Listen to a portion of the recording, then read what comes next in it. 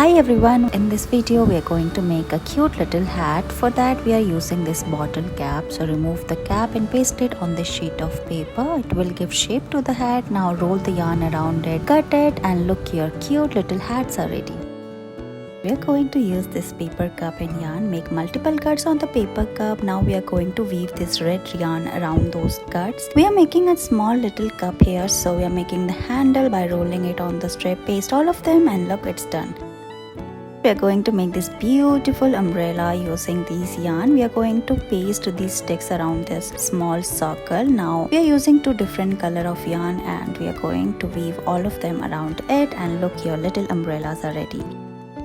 Let's make fun craft using yarn. Tie two different color of yarn together and we are going to tie a knot and make a braid like this. After this, roll it and look, your flowers are ready. You can also put hair clips on it.